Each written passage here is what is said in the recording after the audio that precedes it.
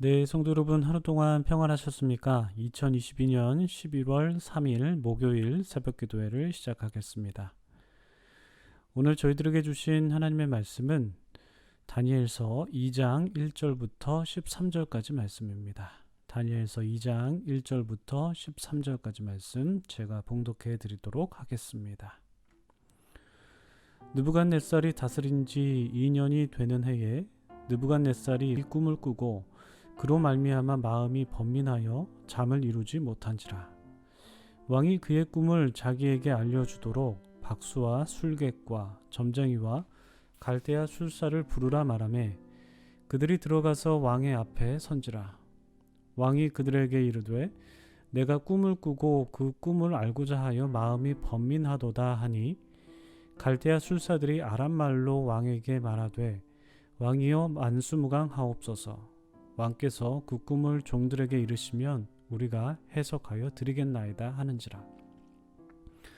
왕이 갈대아인들에게 대답하여 이르되 내가 명령을 내려나니 너희가 만일 꿈과 그 해석을 내게 알게 하지 아니하면 너희 몸을 쪼갤 것이며 너희의 집을 거름더미로 만들 것이요 너희가 만일 꿈과 그 해석을 보이면 너희가 선물과 상과 큰 영광을 내게서 얻으리라. 그런즉 꿈과 그 해석을 내게 보이라 하니 그들이 다시 대답하여 이르되 원하건대 왕은 꿈을 종들에게 이르소서. 그리하시면 우리가 해석하여 드리겠나이다 하니 왕이 대답하여 이르되 내가 분명히 아노라. 너희가 나의 명령이 내렸음을 보았으므로 시간을 지연하려 함이로다.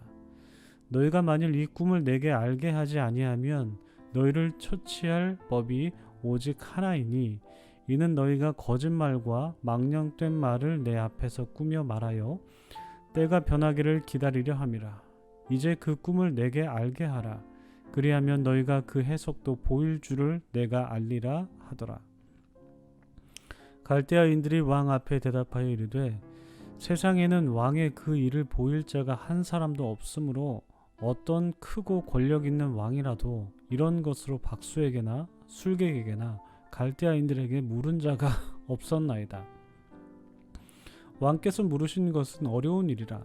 육체와 함께 살지 아니하는 신들 외에는 왕 앞에 그것을 보일 자가 없나이다 한지라. 왕이 이로 말미암아 진노하고 통분하여 바벨론의 모든 지혜자들을 다 죽이라 명령하니라. 왕의 명령이 내림에 지혜자들은 죽게 되었고 다니엘과 그의 친구들도 죽이려고 찾았더라. 아멘. 네, 참 좋으신 우리 주님의 크신 은총이 토론토 한인 장로교회 모든 교우분들에게 오늘도 함께 하시기를 주님의 이름으로 축복합니다. 성도님들 좋은 하루 시작하셨습니까? 오늘도 주님 안에서 행복하시고 또 좋은 날 되시기를 바랍니다. 오늘은 다니엘 2장 초반부 말씀을 우리가 나누게 됩니다. 오늘 말씀은 하나님께서 느부갓네살에게 꿈으로 계시하신 말씀입니다.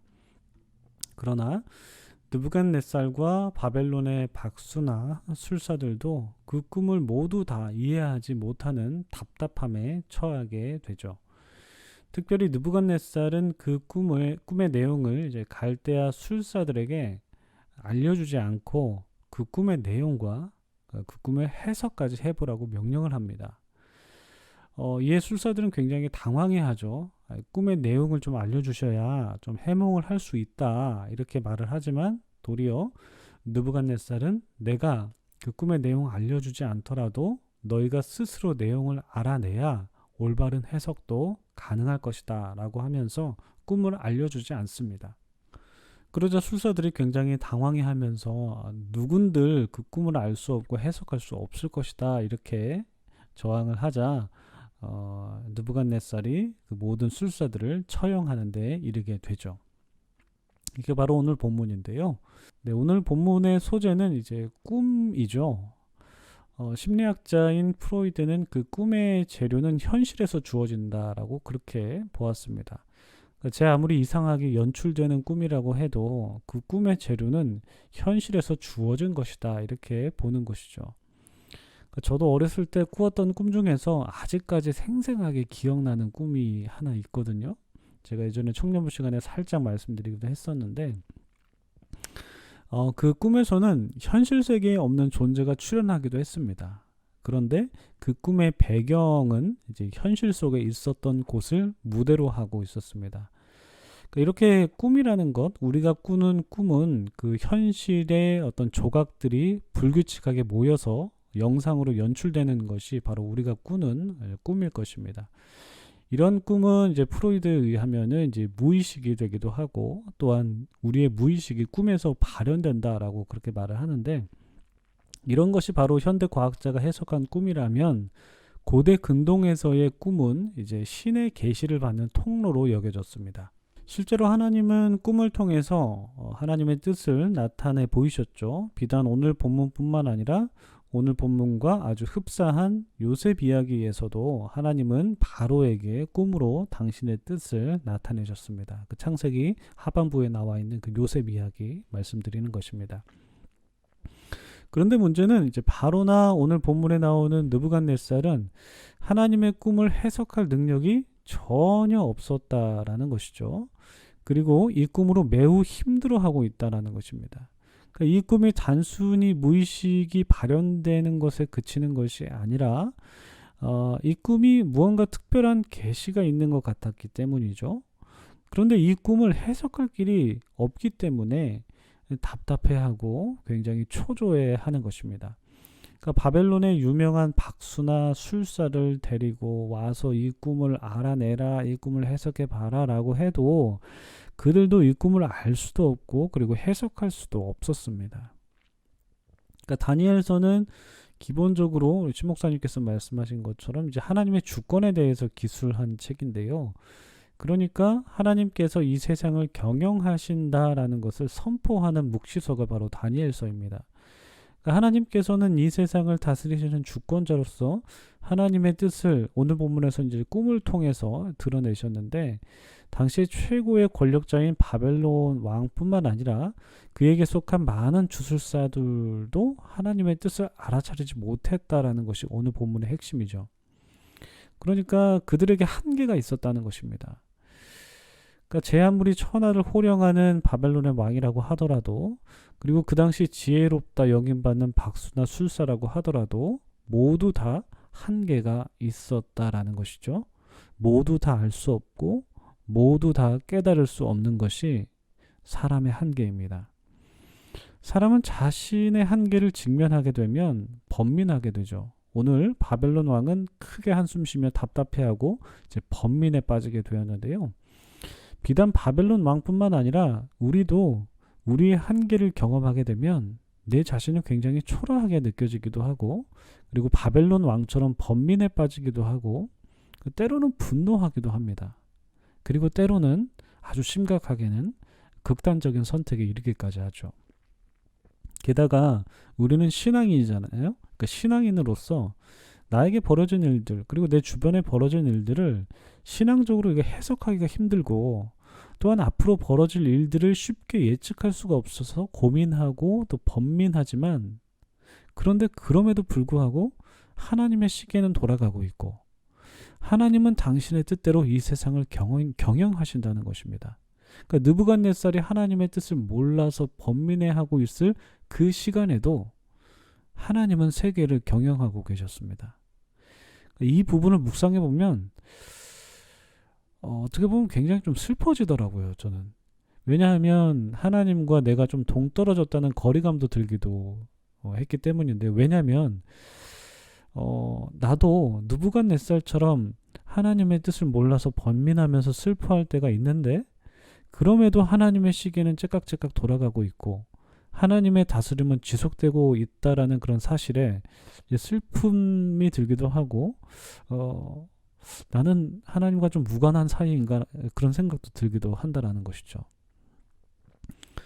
그러니까 그러나 우리의 생각을 조금 더 넓혀본다면, 비록 우리에게 벌어진 일에 대한 하나님의 뜻을 헤아리기 어렵고, 또 그뿐만 아니라 우리에게 벌어질 일들, 앞으로의 일들을 예측하는 것이 매우 힘들겠지만, 그러니까 그럼에도 하나님께서 이 세상을 주관하시고 나의 인생을 인도하신다고 믿는다면, 그러니까 때로는 힘들고 어려움에 신음하며 번민하는 시간을 겪기도 하지만 하나님께서 다니엘에게 지혜를 주셨듯이 우리에게도 지혜를 주셔서 하나님의 뜻을 헤아릴 수 있는 그 통찰력을 주시지 않을까 소망해 볼 수 있을 것 같습니다. 여러분, 우리는 다 한계가 있는 존재입니다. 제 아무리 권력이 있고 제 아무리 재물이 많은 느부갓네살이라고 하더라도 그도 한계가 있는 존재임에 틀림없었습니다. 한계에 직면하면 번민이 찾아올 때가 있습니다. 그때가 찾아오면 답답하고 좌절감이 들기도 합니다. 그리고 앞으로 벌어질 일들에 대한 두려움이 몰려오기도 합니다. 그러나 다니엘서에 담긴 이 하나님의 주권을 우리가 믿는다면, 우리의 삶에서 하나님의 운행하심을 믿는다면 오히려 우리는 하나님을 더욱더 신뢰할 수 있는 믿음을 갖게 될 수도 있습니다.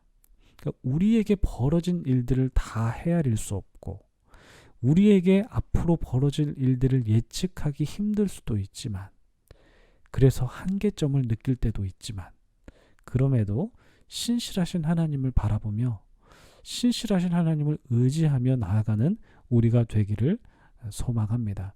그러한 믿음이 있을 때 하나님께서 다니엘에게 주신 그 지혜를 우리에게 주실 것이라 믿고 그 지혜로 하나님의 뜻을 헤아리고 또한 우리의 삶을 해석해낼 수 있는 그러한 능력이 생길 것이라 확신합니다. 여러분, 이 세상을 다스리시고 운행하시는 하나님을 믿으면서 오늘 하루 또 주님을 찬양하면서 나아가시는 여러분들 되시길 소망합니다. 기도하겠습니다. 참 좋으신 하나님, 은혜를 감사드립니다. 오늘 저희에게 주신 말씀을 통해서 하나님께서 이 세상을 다스리고 계신다라는 것을 고백할 수 있게 하여 주시니 감사드립니다. 하나님, 저희도 느부갓네살처럼 한계가 있는 존재이기 때문에 하나님의 뜻을 이해할 수 없고 이해할 수 없어서 번민이 찾아올 때가 있지만, 그러나 하나님께서 이 세상을 다스리신다는 그 믿음을 우리가 잃지 않기를 원합니다. 그 믿음을 가지고 우리가 나아갈 때에 하나님께서 다니엘에게 주신 그 지혜를 우리에게도 주시리라 믿습니다. 그리고 소망합니다. 그리고 그 지혜로 하나님의 뜻을 헤아리며 우리의 삶을 해석해낼 수 있는 그러한 능력이 있기를 소망합니다. 하나님, 때로는 번민하지만 때로는 좌절하지만 하나님을 늘 신뢰하면서 나아갈 수 있는 우리가 될 수 있도록 주께서 저희를 이끌어 주시옵소서. 감사드리며 예수님의 이름으로 기도드립니다. 아멘.